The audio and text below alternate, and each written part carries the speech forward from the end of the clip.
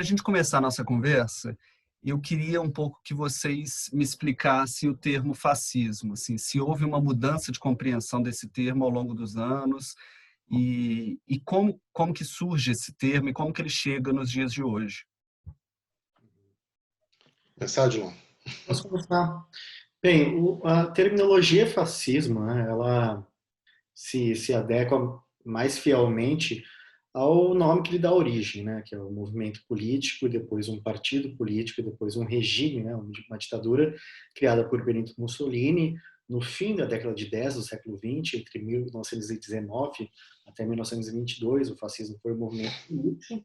E de 1922 a 1925, o fascismo italiano se transformou numa ditadura, né? Uma ditadura que buscava controlar o Estado, a política, a sociedade, alguns aspectos religiosos, inclusive os próprios indivíduos, né?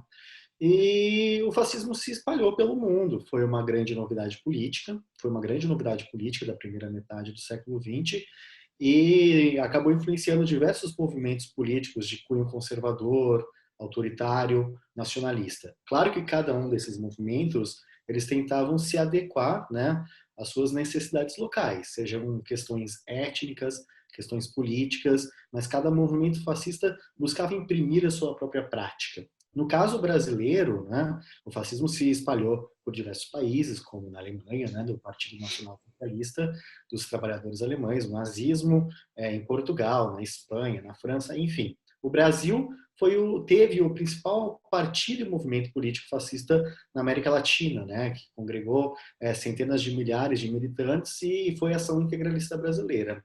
Até 1945, então, o fascismo foi essa grande novidade política. Foi uma novidade política que articulou intelectuais, militantes. Depois de 1945, ele se torna um problema. Então, a partir de 1945, o fascismo não é mais uma grande novidade política. É sim um problema político ao qual as pessoas tentam lidar de algumas maneiras, né? Os fascistas vão tentar se categorizar de outras formas, né? Buscar roupagens democráticas, se articular com outras tendências da extrema-direita, e o fascismo deixa de ser exclusivamente até uma questão política, né? Ela acaba sendo um adjetivo para desqualificação de oponentes. Então, entre o fascista que se reconhece como militante na década de 40, 30, 20 do século 20, ao fascista que é utilizado hoje em dia, há diversas nuances, né? Há diversas nuances, pessoas que utilizam a terminologia eventualmente para esvaziar, né? Esvaziar a legitimidade política de oponentes. E qual que era o papel do Plínio Salgado naquele momento de criação da ação integralista? Bom, então, só para fazendo aqui um gancho, Mauro, com a fala do Odilon agora há pouco, para chegar nessa questão. Um aspecto que eu acho que é muito importante para caracterizar o fascismo é justamente entender que em torno do fascismo existe a presença de uma forte base intelectual. Existem intelectuais, existem ideólogos, existem pensadores que desenvolvem uma série de questões acerca do que se transformou, né, o movimento fascista ao longo da história. Então, é um movimento muito sólido, conceitualmente. Ele não foi um movimento impensado. Tá? Então, acho que isso é muito importante, né, para justamente estabelecer essas características básicas em relação ao fascismo, que é a defesa do nacionalismo, né, em alguns casos a xenofobia, um Estado orgânico, o anticomunismo, o antiliberalismo, o culto ao líder, isso é muito importante dentro do fascismo, a presença de um líder carismático, a presença de uma propaganda governamental dirigida a um determinado objetivo, a presença de uma sociedade corporativa, o expansionismo territorial, tudo isso são características próprias, né, do fascismo e que algo que foi muito bem pensado, algo que foi muito bem estruturado, teoricamente, com intelectuais que vêm desde o século XIX. Né? O fascismo, apesar, como o Odilon disse, ter a sua base original próxima, né, ao que ocorre na Itália de Mussolini, as discussões em relação ao que se transformou o fascismo vem desde o século XIX através de grupos intelectuais. E isso vai estar presente em vários lugares do mundo. É claro que na Europa existe uma concentração mais visível, em determinados países da Europa Ocidental, mas isso atravessa o Atlântico. E chega no Brasil também. Chega no Brasil justamente por conta dessa base intelectual. São intelectuais que têm uma troca de relações teóricas, leituras, trocas de correspondências, uma troca de admiração mútua, né, entre esses intelectuais. E o Plínio Salgado, ele era justamente um grande intelectual. Ele nasceu no final do século XIX, no interior de São Paulo, e nos anos 20 ele se colocou dentro do modernismo brasileiro. Ele foi um grande intelectual, ele participou da Semana de Arte Moderna de 22, ele participou de um movimento muito sólido dos intelectuais conservadores no Brasil, que foi o Manifesto Verde e Amarelo, e tem vários outros intelectuais, o Cassiano Ricardo, o Menotti Del Picchia, enfim. O Plínio Salgado ele esteve presente nessa gama da intelectualidade brasileira dos anos 20. Então, através de uma troca, né, com outros intelectuais, e aí, num determinado momento, até com lideranças políticas, principalmente europeias, né, seja francesas, italianas, portuguesas, espanholas, é estabelecido no Brasil um movimento de um cunho fascista que foi a Ação Integralista Brasileira, um movimento fundado em 1932 sob a liderança de Plínio Salgado. Então, o integralismo, claro, é um movimento nacional, é um movimento que visa a nacionalidade, visa o desenvolvimento e o fortalecimento do Brasil, mas através de uma ótica, de uma experiência que existe de fora, que é a experiência europeia. Por isso que é muito importante um episódio que acontece em 1930. Em 1930, o Plínio Salgado, que já era um intelectual consagrado no Brasil, já era conhecido, porque inclusive havia sido eleito deputado estadual por São Paulo, pelo PRP, o Partido Republicano Paulista. Ele faz uma viagem para a Itália, em 1930, em que ele encontra Benito Mussolini. Esse encontro do Mussolini com o Plínio Salgado é talvez uma peça-chave para a compreensão daquilo que vai ser, em 1932, a Ação Integralista Brasileira. Por isso que, inclusive, as primeiras linhas do nosso livro, que nós estamos lançando, retrata justamente o encontro de Plínio Salgado com Mussolini, para justamente mostrar a importância desse encontro no fortalecimento daquilo que se transformou no principal movimento fascista da história do Brasil. Leandro, o que as suas pesquisas conseguiram descobrir acerca do Plínio Salgado que não era conhecido no período que ele viveu? Havia uma face desconhecida do Plínio Salgado? Uma questão que é muito importante, Mauro, é que os estudos, não só sobre o Plínio Salgado, mas sobre o integralismo brasileiro, são estudos recentes. O integralismo ele tem a sua força original, né, nos anos 30, de 1932 a 1937, quando o Getúlio Vargas decreta o Estado Novo, o integralismo ele é colocado na ilegalidade, mas isso não representa o fim do integralismo, representa o fim da Ação Integralista Brasileira, que é um partido. Tá? O integralismo ele continua agindo na ilegalidade até 1945. Em 46, o Plínio Salgado volta do exílio, ele ficou exilado em Portugal durante alguns anos, e o integralismo ele é rearticulado. É em cima da primeira fala do Odilon. O integralismo, após o Estado Novo, após a Segunda Guerra, o integralismo ele passa a utilizar um discurso antifascista, porque todos eram antifascistas, né? Não tinha como defender o fascismo no pós-guerra para sobreviver politicamente. Então, o integralismo, na década de 30, dizia que os inimigos do integralismo eram o comunismo e o liberalismo. Após a Segunda Guerra Mundial, era o comunismo, o liberalismo e o fascismo. Então, Plínio Salgado teve uma vida muito ativa politicamente durante todo o século XX, seja nessa reestruturação do integralismo após a Segunda Guerra Mundial, até o fim da sua vida, em 1975. Né? Ele apoia o regime militar, o golpe de 64, está no interior do regime e morre em 75. Com a morte do Plínio Salgado, tem o fim do integralismo, aí entra um novo capítulo, né, que é a questão do neointegralismo, que a gente pode falar daqui a pouco. Só que o que eu quero dizer é o seguinte, que os estudos sobre o integralismo, especificamente sobre o Plínio Salgado, são muito estudos novos. Até os anos 70, anos 80, até mesmo anos 90, ninguém queria estudar integralismo. Então, os estudos, ninguém estudava, na verdade, no Brasil a direita. Né? A direita não era um objeto de estudo acadêmico. Né? Não era um estudo... Os historiadores não estudavam a direita, nem os cientistas políticos. Né? Era algo deixado de lado. Né? Por isso que, inclusive, muitos movimentos são desconhecidos, né? Justamente pelo fato de não existirem estudos. Então, na verdade, o conhecimento sobre o Plínio Salgado, na verdade, vem somente após a sua morte. A primeira tese escrita sobre o integralismo é dos anos 70, que coincide já com aquele período da morte do Plínio Salgado.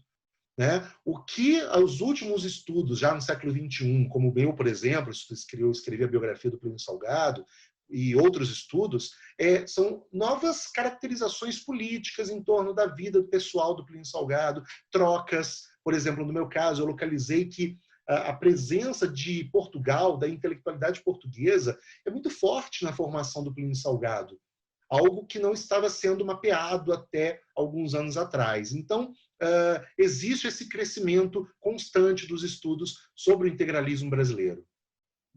O integralismo brasileiro tem essa raiz intelectual, né, que vocês me falaram, e há um dado de que eles tinham desejo de ocupar o governo Vargas no setor na pasta de educação e cultura, né?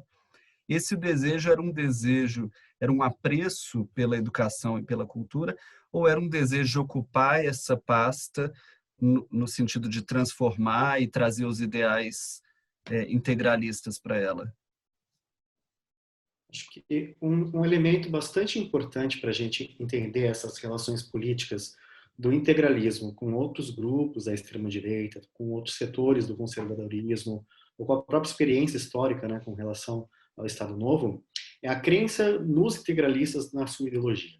O integralista, em geral, ele acreditava que o integralismo não era apenas um partido político, não era apenas uma organização política. Era, antes de tudo, um conjunto de ideias. Um conjunto de ideias que buscava criar novos indivíduos, buscava criar uma nova nacionalidade, né, um novo sentido de brasilidade, e também poderia criar novos arranjos políticos. Então, embora o integralismo ele esteja muitas vezes ligado quase que exclusivamente, a nossa ideia justamente é olhar criticamente essa questão, quase que exclusivamente a ação integralista brasileira, o fato é que os integralistas, quando eles eram formados ideologicamente pela doutrina integralista, eles acreditavam que aquilo passava a ser parte da sua própria identidade, inclusive a sua própria identidade política. Isso quer dizer que os integralistas eles acreditavam que eles tinham uma capacidade de formar organizações políticas, de ler a realidade brasileira e também, e sobretudo, de transformar a realidade brasileira. Então, quando os integralistas eles se aproximam, né, primeiro, do processo que instaura, né, o golpe do Estado Novo, e depois eles tentam se incluir dentro dos processos da criação de agendas educacionais e culturais, eles fazem, não é apenas um cálculo político do estrito sensu, não é uma questão assim, de atores políticos se organizando em regimes políticos. Não é apenas uma questão assim, pura e simplesmente do cálculo político, embora também fosse. Também é uma questão de cálculo político.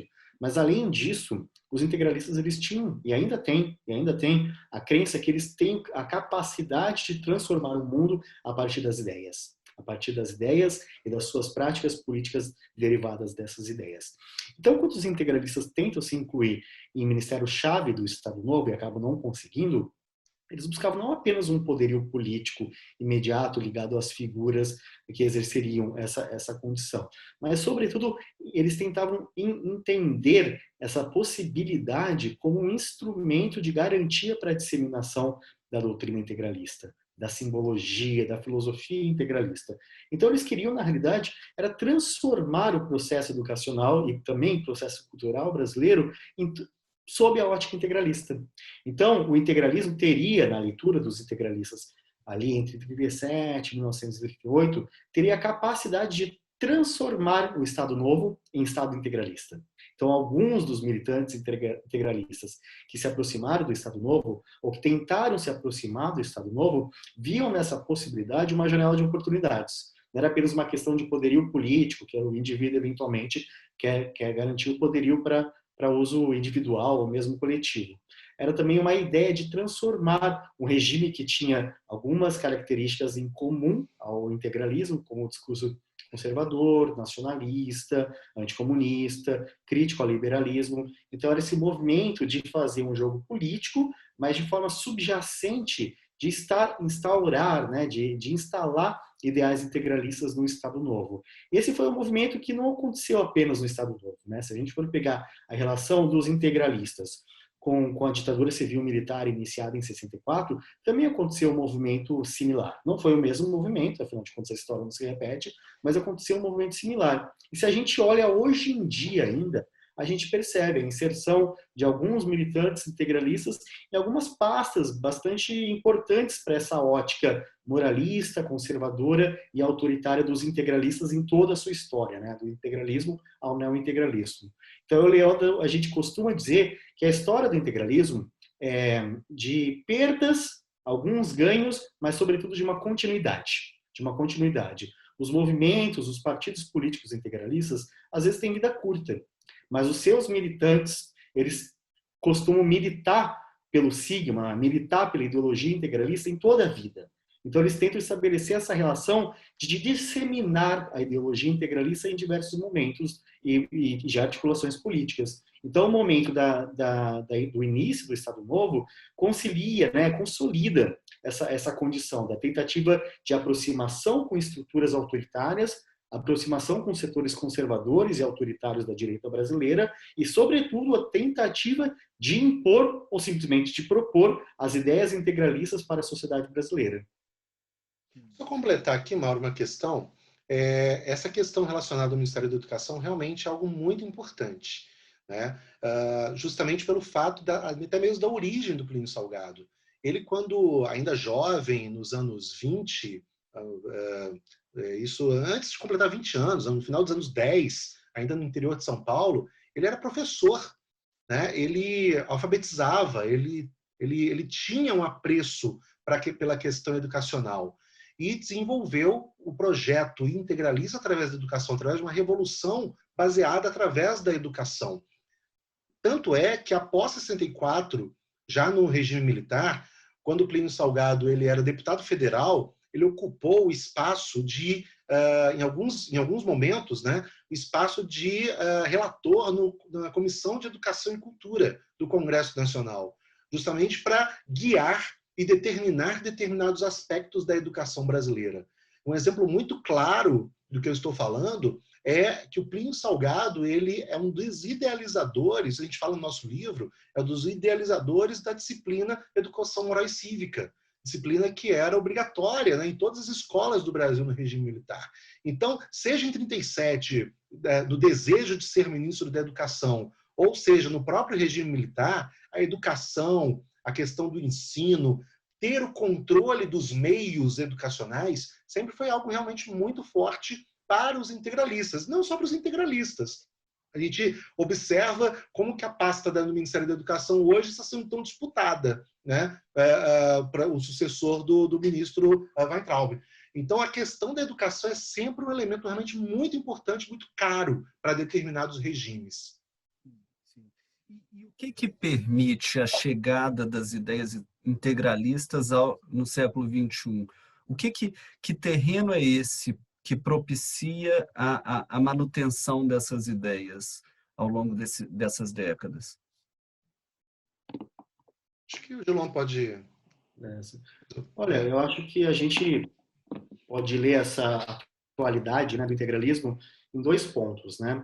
O primeiro é um ponto, digamos, de conjuntura nacional.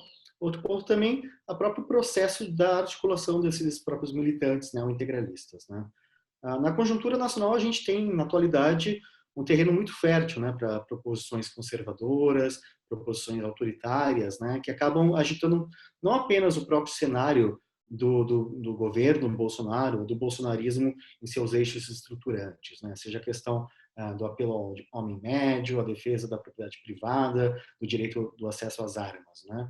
O bolsonarismo, quando começa a propor ideias, né, práticas autoritárias, práticas nacionalistas, acaba também por intensificar um certo discurso político que é partilhado para além do campo do próprio bolsonarismo, né? Então, os grupos ultranacionalistas de direita, né, e os integralistas e neointegralistas são uma parte desse nicho mais específico, acabam transitando no mesmo meio,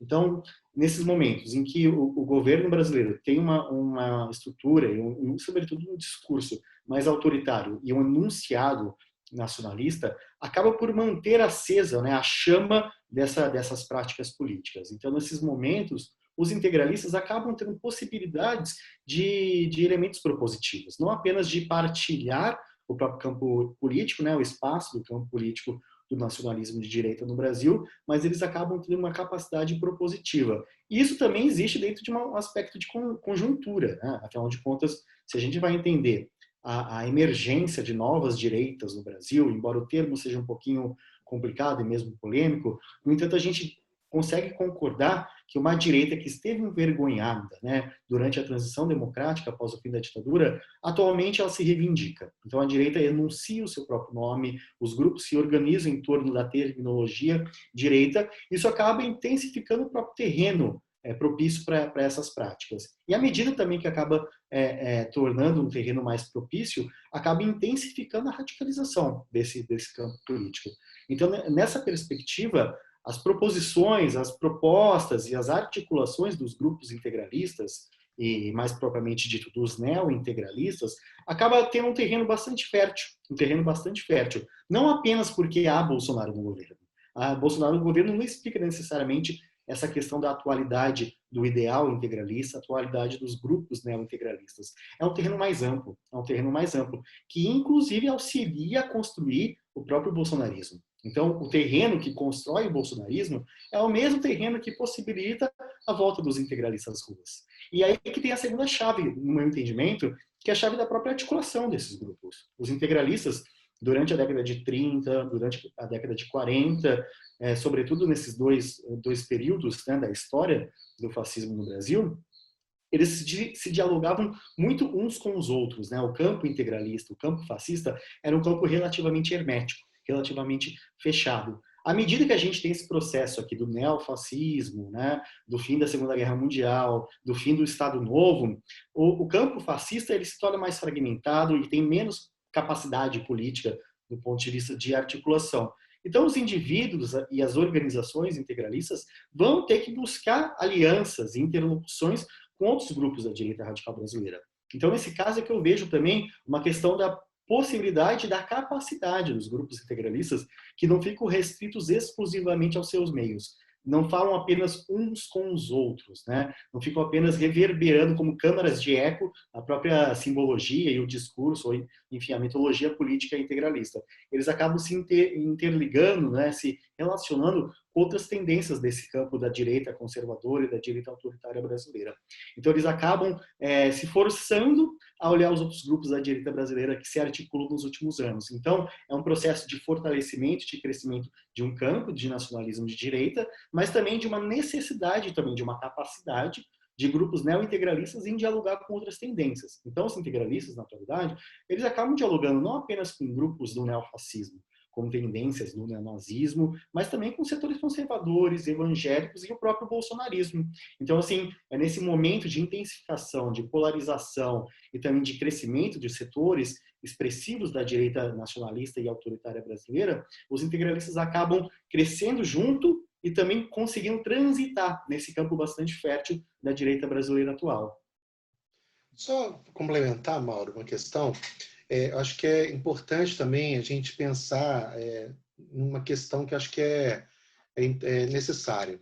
A história do integralismo, que é praticamente de quase 90 anos de história, né? O integralismo é fundado em 1932, em nenhum outro momento nós vamos ter uma força tão representativa do integralismo quanto nos anos 30. A força do integralismo é nos anos 30. É aquele período de 32 a 37. É o momento máximo. É o momento em que o integralismo estará presente em todas as cidades do Brasil, tá? Em todos os lugares, em todos os meios sociais, seja desde o operário, do trabalhadora, a classe média passando por empresariado, né? Independente da sua base religiosa, econômica, étnica, o integralismo estará presente. São milhares de integralistas pelo Brasil. Tá? Aqui mesmo em Juiz de Fora, o integralismo foi fortíssimo, né? Como em várias outras cidades. Então, o integralismo, nos anos 30, é a expressão máxima. Até mesmo porque dialoga com aquele contexto do fascismo europeu, né? O período entre guerras, em que existe a ascensão de Hitler, de Mussolini. Então, o Plínio Salgado ele se coloca dentro dessa ótica. E o integralismo, após a Segunda Guerra Mundial, ele precisa ser reinventado. Né? Como eu disse agora há pouco, ele passa a ser antifascista. Então, ele passa a ser o quê? É um fascismo que defende a democracia.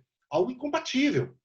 Né? Então, passa a existir um discurso de uma democracia cristã, uma democracia em nome de Deus, uma democracia em nome do aspecto da valorização da família, né? Valorização da tradição. Então, uma democracia que é forte, né? Que não pode ser liberal, porque o liberalismo é inimigo, né? Mas uma democracia que tem que defender a sociedade dos males, até mesmo num contexto de Guerra Fria, né? Aquele momento em que o perigo comunista, né? O perigo vermelho pode estar presente a qualquer momento na casa de todas as pessoas. Então, o integralismo ele tem essa ideia. Em 64, o integralismo de novo tem que ser reinventado, né? Então, ele novamente ele passa por uma modificação. Tanto é que em 65, com a AI-2, todos os partidos políticos são extintos. Então, o integralismo, que é o PRP, Partido de Representação Popular, era o integralismo do pós-guerra, ele é extinto. E os integralistas precisam entrar no regime. Então, novamente, o integralismo é reinventado, é modificado para atender às exigências daquele regime imposto, né? E com a morte do Plínio Salgado, ele é de novo reinventado. Né? Porque o integralismo era a síntese da mente do Plínio Salgado. Então, com a morte do Plínio Salgado, o integralismo morreu. Por isso que tem a caracterização do neo-integralismo após a morte do Plínio Salgado. E esse momento, após 75, são períodos de várias fases, que vai acabar culminando nos anos 80 com a redemocratização. Então, é um momento que não era muito propício para o desenvolvimento de uma prática fascista. Só que o integralismo consegue, nos anos 80, nos anos 90, manter viva os seus ideais, seja através de associação com skinheads, seja associação com grupos radicais, seja associação com alguns partidos políticos, né? Vários nomes importantes da política nacional dialogavam abertamente com os integralistas, como foi, por exemplo, o Odilon pode falar um pouco melhor, o caso do Enéas Carneiro, né, o famoso Meu Nome é Enéas, né, do Prona, que dialogava e tinha uma relação de proximidade com os integralistas. E, mais uma vez, o integralismo agora, no século XXI, passa por reinvenções, passa por modificações.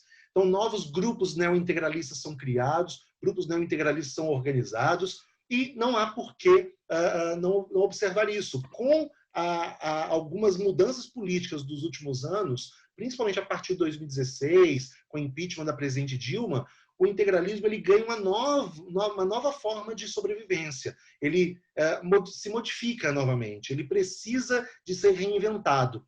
Não porque ele precisava de ser reinventado para sobreviver, mas porque com o impeachment e com algumas radicalizações da política nacional, o integralismo ele passou a ver a necessidade de uma mudança para justamente conseguir espaços dentro da política, já que o espaço brasileiro contemporâneo permitia e permite algumas radicalizações. Sim. Você falou do Enéas Carneiro, e eu me lembro que eu cresci com uma ideia muito folclórica do Enéas, né? Assim, era um personagem mesmo que rodeava a nossa casa, e eu tenho a sensação de que a gente minimizou muito o discurso dele. E ouvindo o Odilon em outra entrevista, eu tive uma percepção de, nossa, o discurso desse cara era muito barra pesada, e eu nunca me dei conta disso, eu ficava muito agarrado naquela figura folclórica e tal. Vocês reconhecem esse mesmo tratamento em relação ao Bolsonaro? É possível comparar? Existe uma comparação? Acho que como o Odilon escreveu uma tese de doutorado sobre o Enéas, né, acho que o Odilon ele pode abordar um pouco melhor essa questão. Eu só peço, Mauro, você conseguir repetir a pergunta, porque deu uma falha no sinal aqui.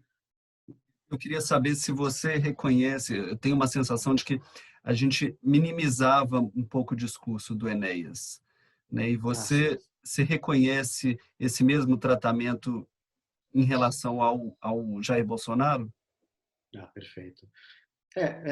Quando a gente pensa a experiência, né, do Partido de Retificação da Ordem Nacional, que era liderado, né, e conduzido pelo Enéas Ferreira Carneiro, muitas vezes a primeira lembrança, né, a primeira imagem que vem à mente é a figura de Enéas em tons caricaturais, né? Aquela figura careca, baixinho, franzino, com os óculos de larga espessura, né? O famoso fundo de garrafa, e longas barbas, e gritando, E às vezes gritando, né, esgoelando no horário eleitoral. isso, com propagandas de 10 a 14 segundos.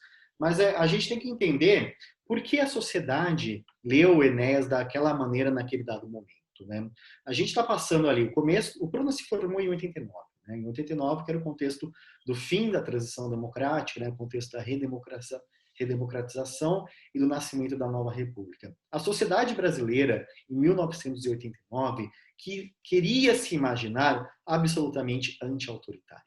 Queria se afastar da experiência autoritária pregressa, que havia recém-terminado, e queria dizer, né, e se imaginar é também se afirmar, erroneamente ou não, absolutamente democrática, tolerante, né, é a própria tônica da própria nova Constituição. Né? E o Prona, Enéas Carneiro, para além desses aspectos caricaturais, né, da sua expressão, da forma de expressão da sua própria imagem, ele tinha um discurso altamente autoritário. Ele não era um discurso propriamente fascista, mas tinha um discurso altamente autoritário. Teorias da conspiração, um modelo de família bastante conservador, a ideia de uma intervenção na economia e, de certa maneira, o Prona vendia ou propunha para a sociedade tudo aquilo que ela queria esquecer anteriormente. Então, tinha muitas referências lógicas, e nos meus estudos eu consigo analisar que eram referências até bastante evidentes, não apenas do Prona com a ditadura iniciada em 64, mas com o Prona também com os ideais integralistas e, sobretudo, com o Estado Novo de Getúlio Vargas. Então, a sociedade brasileira não queria discutir o seu passado traumático. Não queria levar em consideração que foi a mesma sociedade que, em muitos momentos, apoiou a ditadura iniciada em 64. Então, Enéas Carneiro não era levado a sério porque a sociedade brasileira não queria reconhecer também o seu passado autoritário.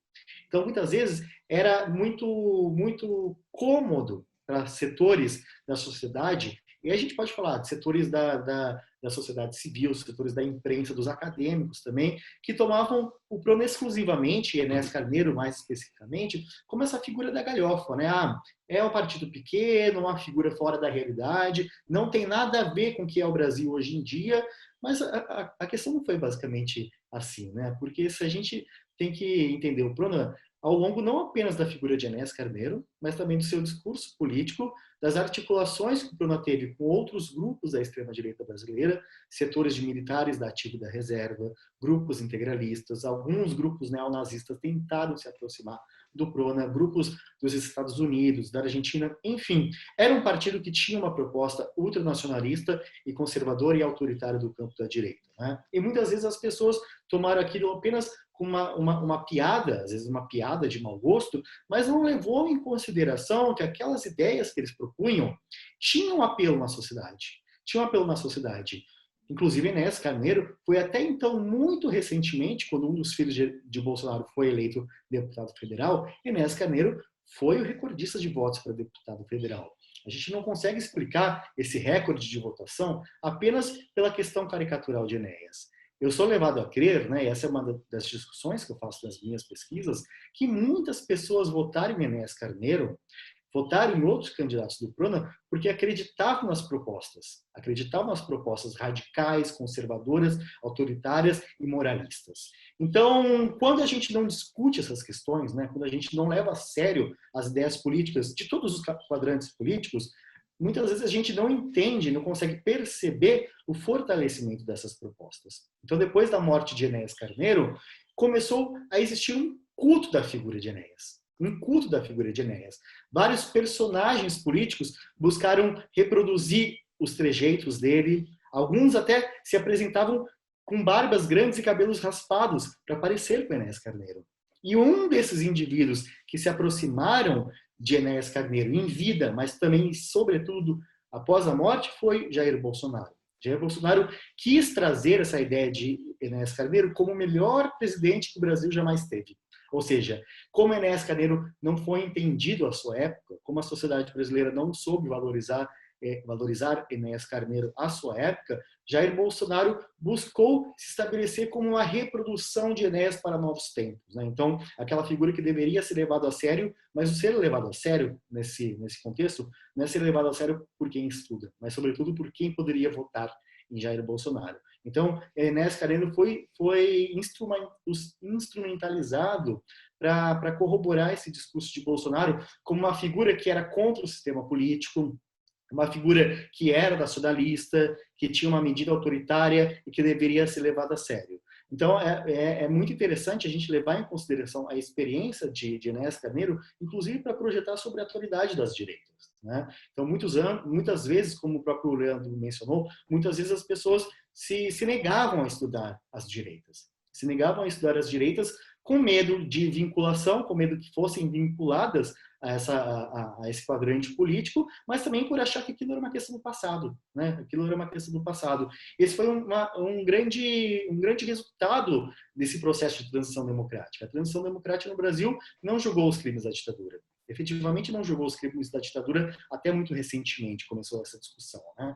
Então, aquela sociedade que se negava a reconhecer o passado autoritário, se negava a reconhecer os legados autoritários, negava também a reconhecer e a entender as lideranças políticas desse campo que permaneciam na democracia, né? Agora na chamada Nova República. Então, da mesma forma como Enéas Carneiro não foi levado a sério, eu poderia dizer que a extrema-direita, a direita radical, a direita autoritária brasileira não foi levada a sério até muito recentemente. Muitas vezes, eu e Leandro, em eventos acadêmicos, nós éramos perguntados, ora, vocês são militantes de direita? Por que vocês estudam isso? Coisa tão desinteressante. A gente sempre afirmava, é necessário estudar as direitas, é necessário entender as relações entre o autoritarismo no passado e no presente, até porque se a gente não entende essas questões, não coloca em discussão essas questões, a gente pode, inclusive, naturalizar o autoritarismo.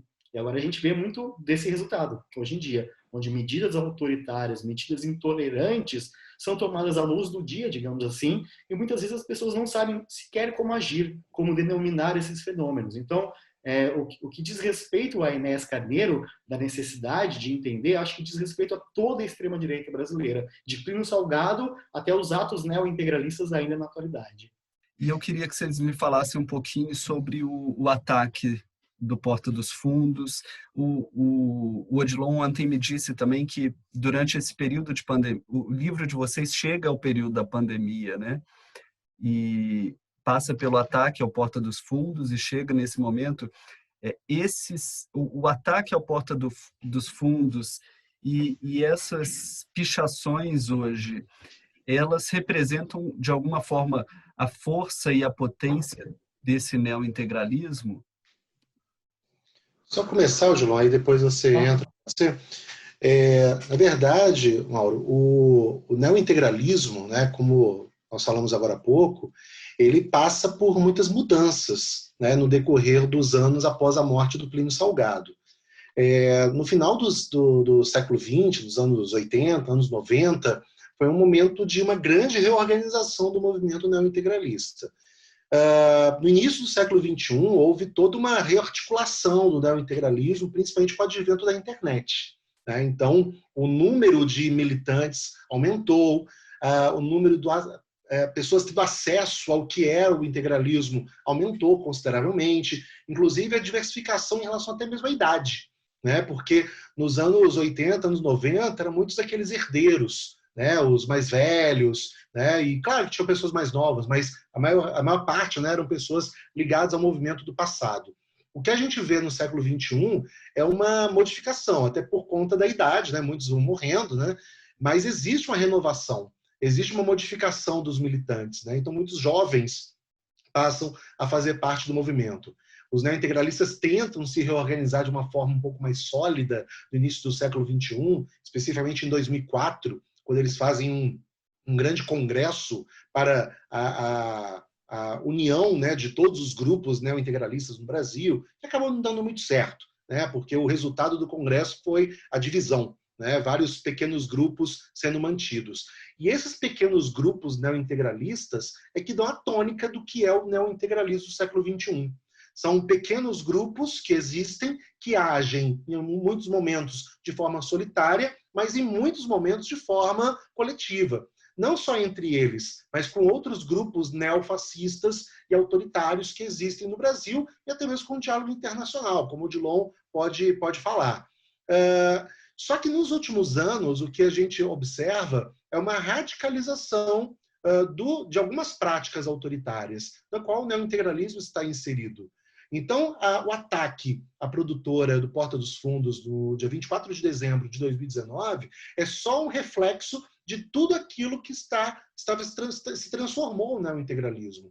Em 2018, houve também um outro episódio muito importante, que nós também retratamos no livro, que é um ataque que ocorre na Unirio, na Universidade do Rio de Janeiro, em que um grupo neo-integralista invade o centro acadêmico, o diretório acadêmico da universidade, para queimar bandeiras antifascistas, um grupo que se reivindica como um movimento neo-integralista. A mesma coisa com o ataque do Porta dos Fundos e outros episódios. Então, o neo-integralismo, a partir de 2016, principalmente a partir de 2017, ele ganha um caminho também mais violento em algumas práticas. Enquanto muitas práticas neo-integralistas estavam mais restritas a discussões, teorias, reuniões para debater o passado, debater teorias do Plínio Salgado, ou até iam em algumas manifestações, manifestações de 2013, eles estavam presentes, nas manifestações contra a presidente Dilma, antes do impeachment, estavam presentes.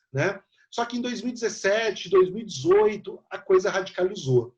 Até mesmo por conta de um espaço de uma modificação política que existe no Brasil, em que esses grupos vão se sentir um pouco mais amparados. Então, passa a existir uma maior força e uma outra ação.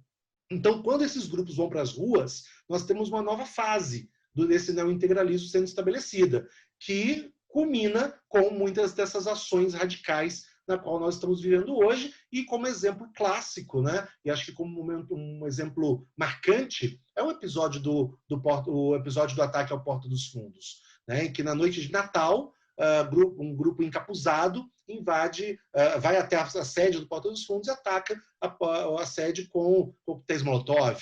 Então, algo que não fazia parte de um cotidiano integralista, integralista até o momento. Claro que existiam alguns momentos de rixas, de conflitos, mas algo não tão sólido, no sentido do ataque. Eu acho que um ponto também, só complementando o Leandro, ele vai em consideração que, após a morte do Plínio Salgado, quando a gente delimita aí o surgimento do neo-integralismo, ocorre também um processo da inexistência da grande liderança e também da existência de um vazio de poder. Então, diversos grupos neo-integralistas, diversos indivíduos e militantes neo-integralistas querem se colocar como herdeiros da ação integralista brasileira e herdeiros de Plínio Salgado. Então, o contexto neo-integralista, apesar de todos eles se enunciarem como integralistas, todos eles se enunciarem como fiéis à doutrina do Sigma, a doutrina integralista e as ideias que compunham o ideal integralista de Plínio Salgado, Miguel Reale e Gustavo Barroso, acontece que cada um desses grupos e cada um desses líderes, desses pequenos grupelhos, querem se colocar como herdeiros e representantes do ideal e da liderança de Plínio Salgado. Então, muitas vezes, essa questão da inexistência de Plínio Salgado após 1965 acaba proporcionando um processo de radicalização, porque cada grupo e cada indivíduo que quer ser o líder integralista, quer ser mais integralista que os outros. Quer ser mais integralista que os outros. Essa relação de ser mais integralistas pode ser tanto uma questão intelectual, como aqueles que sabem ler a doutrina integralista, mas também como aqueles que sabem apresentar e conseguem apresentar medidas mais autoritárias e mais radicais. Eu queria perguntar para vocês se vocês acreditam que o fascismo atualmente ele existe sem a internet. Existiria sem a internet? Uhum. Quer começar, Difícil, Leandro? é difícil fazer uma previsão como essa, né? O historiador não gosta muito de apostar em questões nesse sentido, né? Se seria, se não foi, né? Se como é que vai ser, né? O historiador não gosta de falar muito daquilo que não aconteceu e daquilo que ainda vai acontecer, né? Mas, de uma forma, sem querer me comprometer aqui muito, eu acho que, sim, sem dúvida, a internet ela é uma grande ferramenta para práticas autoritárias e para discursos extremistas, né? Ah, a, não é que antes não existisse, mas hoje a voz do indivíduo, qualquer um tem voz. Não é qualquer um, todos têm voz. Todos podem expressar. E essas expressões, elas são cada vez mais amplas e diversificadas, gerando, em alguns momentos, incompreensões, né? Então, acho que a internet ela contribui para uma radicalização em alguns aspectos, até mesmo por conta da possibilidade da disseminação de notícias falsas ou notícias incomprovadas, né? Então, tudo isso acaba sendo colocado no mesmo bojo, né, de classificações. Uma questão também que a gente tem que levar em consideração, se a gente for pensar, por exemplo, a formação intelectual de uma figura como Plínio Salgado, na chamada era do fascismo, né, existe uma circulação de ideias, de livros, de pensadores. Né? Se a gente for pensar as ideias fascistas ainda na atualidade, elas continuam circulando e utilizam a internet como uma forma de intensificação, né, dessa circulação. E, além disso, o discurso neofascista, em muitos países, ele é proibido. Ele é proibido. Então, a internet ela proporciona também a circulação de algumas ideias que, em alguns países, são colocadas na ilegalidade. Não apenas na marginalidade política, mas também na ilegalidade. Um outro componente também que a gente tem que levar em consideração é que a internet, muitas vezes, ela funciona, como eu disse, uma câmara de eco, né? Então, as pessoas só ouvem a si mesmas, né? A seus iguais. Então, nesses momentos de câmaras de eco, os processos de radicalização política acontecem em todos os lados do espectro político, né? Em todas as esferas políticas. Mas no campo da extrema-direita isso acontece também. Há diversos estudos que esmiuçam um pouco como que a internet acaba fornecendo uma estrutura, não apenas o discurso fascista, mas a própria estrutura da internet proporciona processos de radicalização. Daí acontece esse encontro, né? O trânsito de ideias fascistas e neofascistas que vem desde o século XX até a atualidade, agora digitalizadas e permanentes na internet, e também esse processo da própria estrutura da rede, né? Da socialização da rede como um elemento que fomenta o processo de radicalização individual. Então, o fascismo e o neofascismo devem muito à internet as suas possibilidades de articulação e disseminação do ideal. Ainda uma outra coisa que eu acho também importante, uma questão que o John falou agora, a questão do próprio intelectual. Né? Nos anos 30, existe uma formação de uma teoria, de uma organização baseada na intelectualidade, baseada na circulação de livros, na circulação de teorias, na discussão de conceitos, na discussão de uma proposta literária, inclusive. Hoje, muitas das discussões elas são baseadas justamente no anti-intelectualismo. Né? Não ler livros é a solução para muitas questões de definições políticas. E onde que essas definições políticas vão estar? Em memes, em outra forma de linguagem. Memes, posts de Twitter de poucos caracteres, né, definições de chavões pré-estabelecidos. Né? Ou seja, não existe uma discussão de fundo. E quando tem, são discussões com um propósito muito claro e pré-definido em relação ao que é aquela determinada teoria. Então, o aspecto de uma teoria, de um movimento fascista de ontem, em relação à defesa de uma forte intelectualidade, e de hoje, baseada numa ausência da intelectualidade, também acho que contribui bastante para esse aspecto de uma disseminação do neofascismo hoje, viés da internet. E além desse anti-intelectualismo, o que não há de velho e desbotado no fascismo hoje?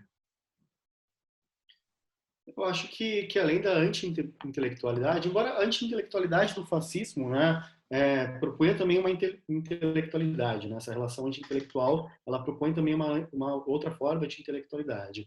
Dentro de aspectos do fascismo do século XX, que estão circulando as sociedades globais e também a sociedade brasileira na atualidade, a gente pode listar com questões de teorias da conspiração, né? A teoria da conspiração, no geral, ela fornece um elemento de leitura da realidade que é muito simples. É muito simples, porque cria-se uma trama onde a realidade é muito simplória, né? Mais do que diversificada, ela é muito simplória, e também cria-se a figura do herói e do inimigo. Né? O herói, ou os heróis, são aqueles que conseguem entender a existência das teorias de conspiração, e os inimigos são aqueles que, em teoria, né, sob a lógica conspiracionista, são responsáveis pela criação das conspirações. Seja por conta de questões como o anticomunismo, né, ou certo, em algumas instâncias, um certo antipetismo, ou mesmo de teorias da conspiração que tem uma relação direta mais profunda, né, com o próprio antissemitismo do fascismo, como uma questão de George Soros, né, do globalismo, a ideia do globalismo, são elementos que são, digamos, caudatários de uma tradição fascista. Não são necessariamente fascistas, mas têm elementos em comum muito fortes com o fascismo. Né? Essa ideia da divisão do mundo entre amigos, inimigos, entre nós versus eles, né? Não nós e eles, mas nós versus eles são elementos que são bastante comuns, tanto as expressões da extrema-direita, que alguns autores chamam de pós-fascismo, neofascismo, populismo, novas direitas, existe um debate em torno dessa dominação, mas existe uma similaridade das suas práticas, né? Práticas culturais mesmo, eu diria, com o fascismo histórico. Então, para além dessas questões até dos próprios símbolos do fascismo, né? que são presentes e muito fortes em alguns momentos da história brasileira recente, as ideias fascistas, elas são presentes no âmbito da extrema-direita de uma forma geral. A questão da teoria da conspiração, só para completar, eu acho que eu agora caiu a minha conexão, não sei se falou. A questão do Covid, falou? Não, pode falar. Então, a questão da teoria da conspiração que a gente coloca, inclusive, no livro, né? A questão do Covid-19, em que pichações são feitas na cidade do Rio de Janeiro, por exemplo, em homenagem e exaltação de um neo-integralista que é colocado como principal suspeito de ter planejado o ataque à Porta dos Fundos, né? Que é um neo-integralista que está foragido, inclusive, na Rússia. E por que existe essa exaltação? Inclusive, o próprio consulado da China no Rio de Janeiro ameaçou,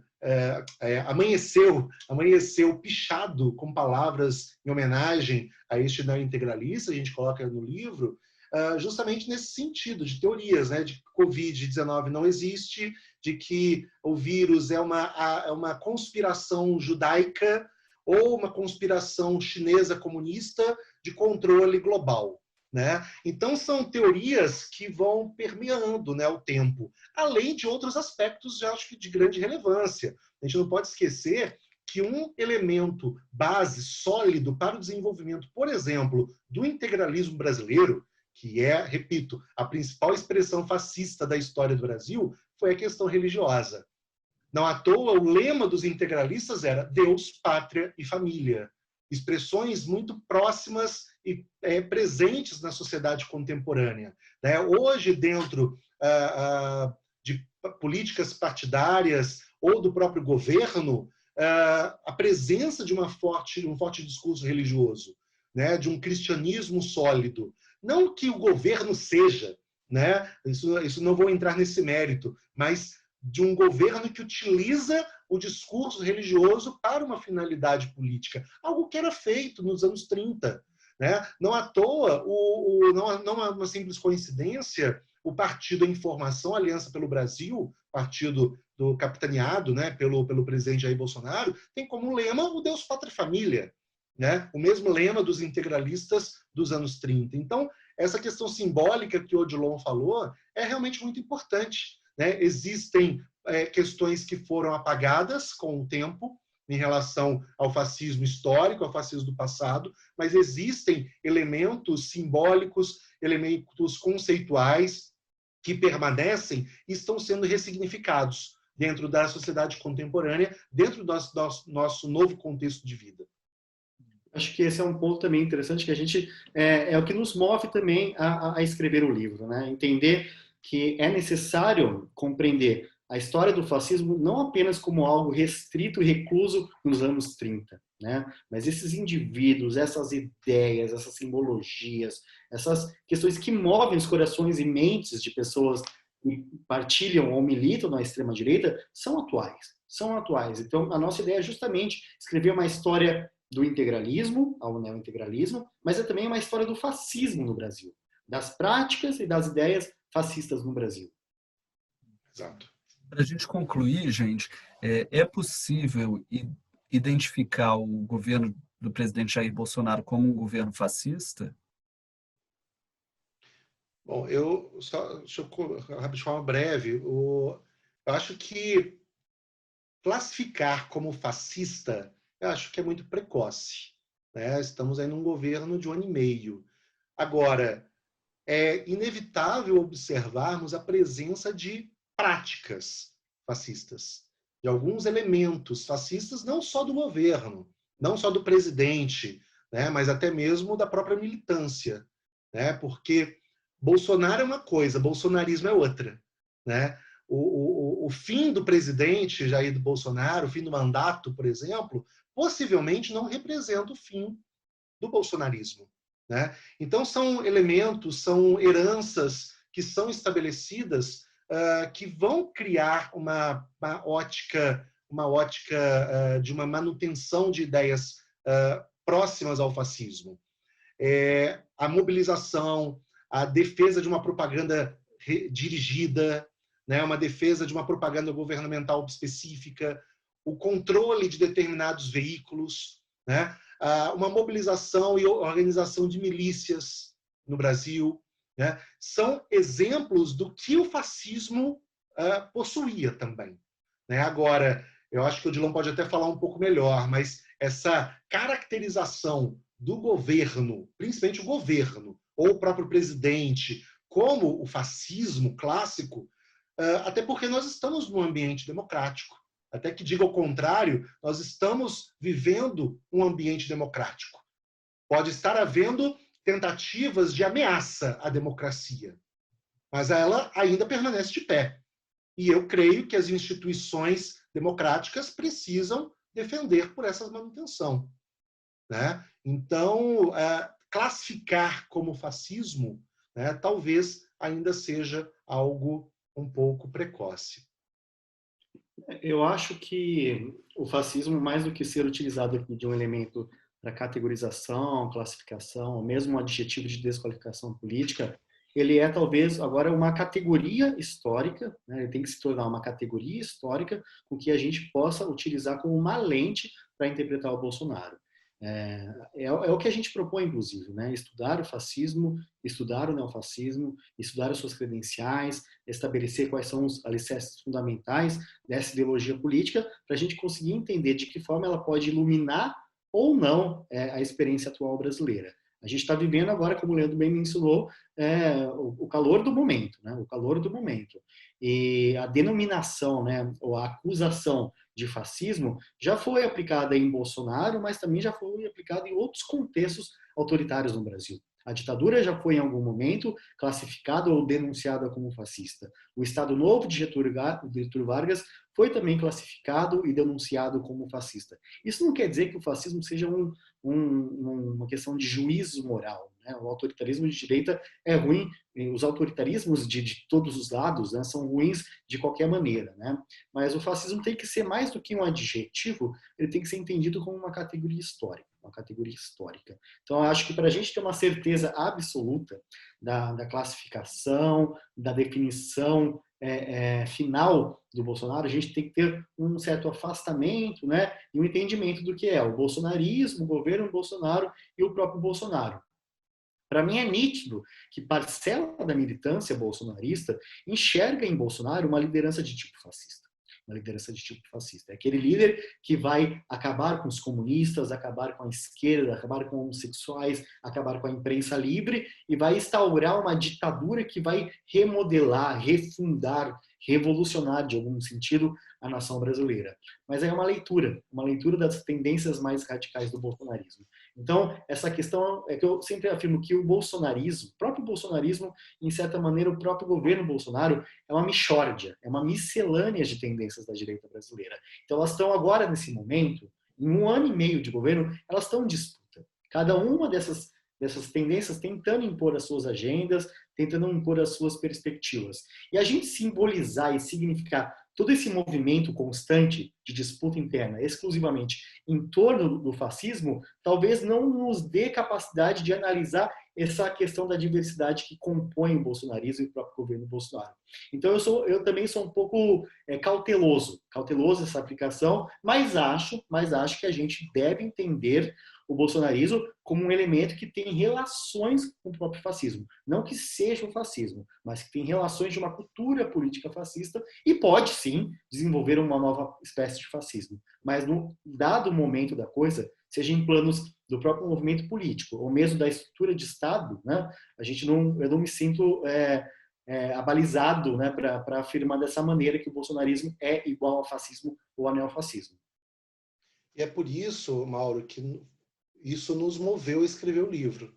É um livro, porque o fascismo ele é muito debatido academicamente, foi muito debatido academicamente nos últimos anos.